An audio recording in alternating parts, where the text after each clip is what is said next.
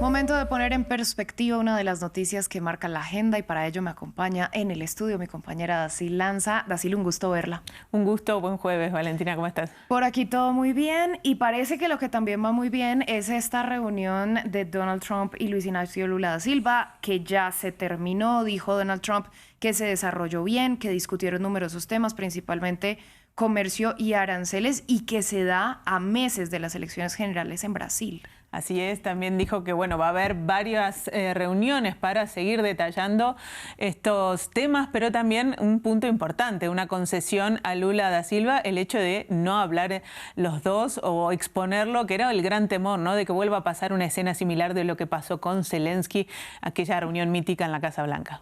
Bueno, nosotros entonces empecemos por este contexto del encuentro que sin duda era muy esperado.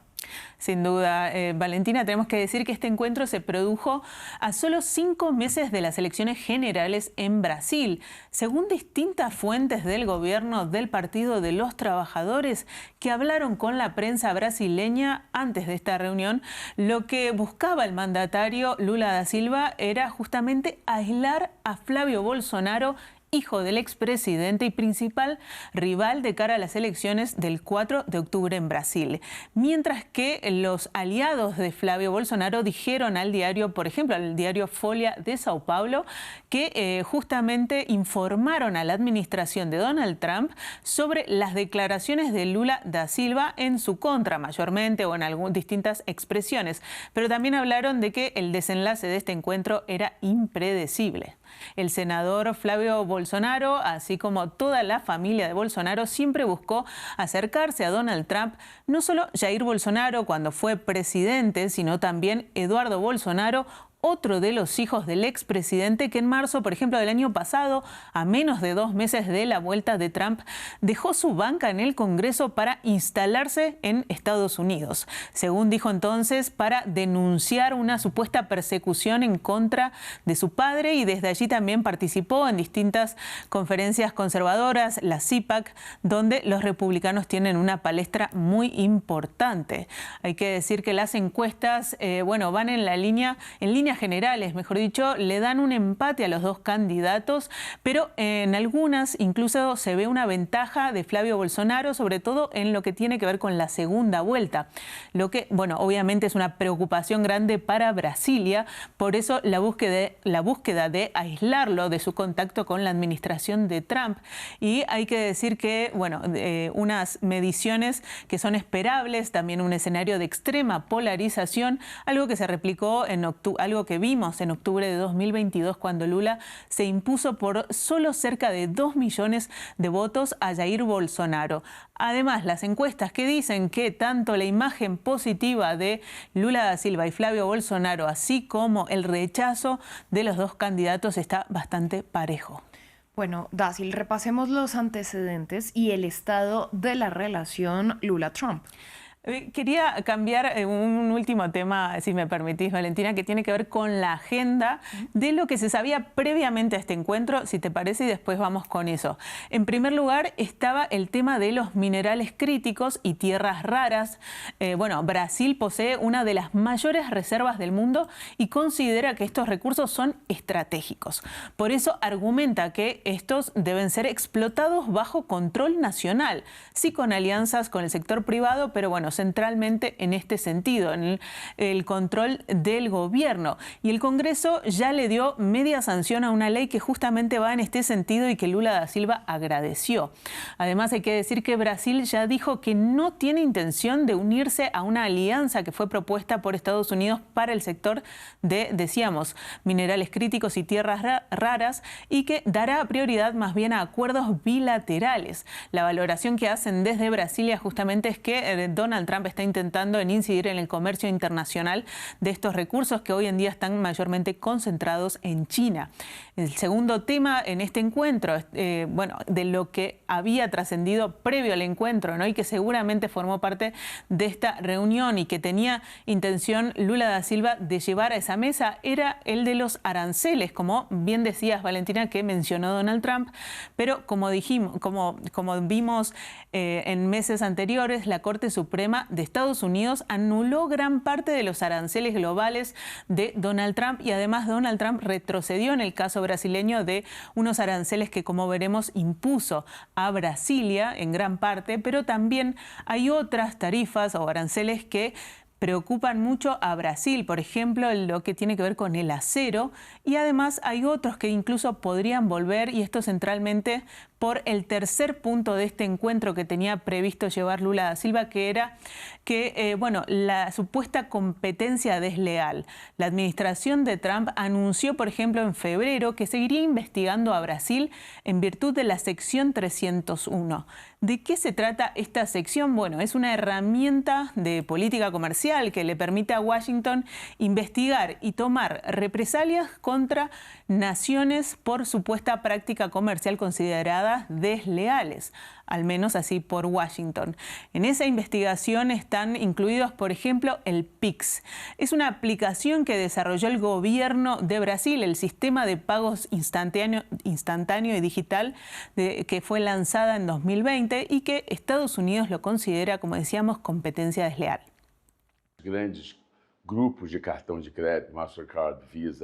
Los grandes grupos de tarjetas de crédito Mastercard, Visa y American Express son estadounidenses. Básicamente poseen o poseían el monopolio del sistema de pagos en todo el mundo. Y la aparición del entorno digital, esta desintermediación sin comisiones, afectó naturalmente a sus recursos, no en el lado del crédito, sino en el del débito. Fue una aplicación que revolucionó el comercio en Brasil con 7.000 millones de transacciones individuales en efectivo, según el Banco Central de ese país. La preocupación de Trump, decíamos, es que, que se esté haciendo una diferencia con empresas estadounidenses, pero que el mensaje que llevó Brasilia fue justamente de que no existe tal discriminación, sino que Pix se utiliza para todo tipo de empresas. Además del Pix, otros proyectos que están en la mira de Estados Unidos por supuesta competencia desleal tiene que ver con la regulación de redes sociales y los impuestos que estableció el Congreso a importaciones o compras de hasta $50, principalmente de plataformas digitales de comercio. El cuarto tópico es el crimen organizado, la decisión de Trump de incluir a grupos que son parte de estos países latinoamericanos en la lista de organizaciones terroristas. También podría alcanzar a Brasil, como por ejemplo con bandas criminales como Grupo Comando Vermelho y Primero Comando da Capital. Esto preocupa a Brasilia por el lado de que puede ser usado por Donald Trump para intervenir en asuntos internos, como lo vimos en Brasil. Y si bien además la designación no autoriza legalmente el uso de la fuerza militar, eso no ha evitado etiquetar a estos grupos de terroristas y justificar así acciones militares de parte de Estados Unidos. Y como vemos en este gráfico, pasó Estados Unidos de denominar a las antiguas guerrillas de la región ahora a los cárteles dentro de esta lista de grupos terroristas. Por último, y más esquivo, es la geopolítica, que obviamente habrá sido parte, suponemos, sobre todo por el creciente vínculo entre Brasil y China, pero tendremos más detalles en el futuro. Por supuesto, Dacil. Ahora vamos entonces con los antecedentes y el estado de esta relación entre ambos líderes. Sí, hay que decir que en julio de 2025 Trump anunció la imposición de tarifas de aranceles del 50% a productos brasileños. El motivo explícito en ese momento por Donald Trump fue textualmente, como dijo, una supuesta caza de brujas en contra de Jair Bolsonaro. Pero diálogos indirectos mediantes y llamadas telefónicas directas fueron la previa de un primer cara a cara de los mandatarios desde la vuelta del republicano a la Casa Blanca. Esto fue en octubre. ¿En dónde? En Kuala Lumpur, en Malasia, en paralelo a la reunión de la ASEAN, la Asociación de Naciones de Asia Suroriental. Ahí le preguntaron a Trump por Bolsonaro.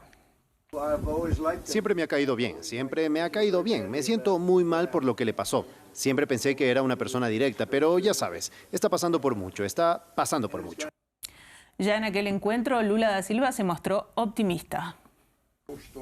Estoy convencido de que, como he dicho antes, era optimista. Soy optimista sobre la posibilidad de avanzar en los esfuerzos para mantener una buena relación entre Estados Unidos y Brasil.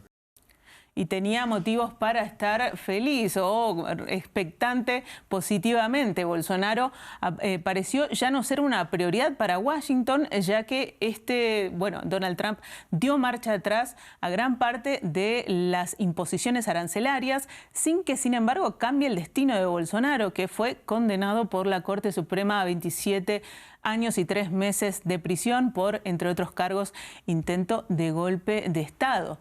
La batalla comercial entre los dos países fue en cierta forma celebrada por parte de los bolsonaristas, pero también desató el sentimiento nacionalista en las calles, incluso más allá de las filas lulistas. Nosotros los brasileños somos quienes defendemos y somos dueños de este país. Trump está tratando de influir en el juicio de Bolsonaro y no tiene derecho a hacerlo. Debe ocuparse de Estados Unidos y no involucrarse en la política brasileña.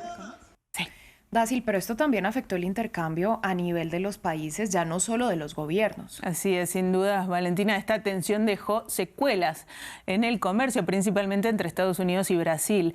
Hay un relativo declive porque mientras se ve cómo crece la participación de otros socios en el intercambio con el país sudamericano, vemos que declina la participación de Estados Unidos. Hay que decir, de enero a marzo de este año vemos cómo las exportaciones de Brasil crecieron hacia países como China y también la Unión Europea, pero fueron declinantes respecto a Estados Unidos.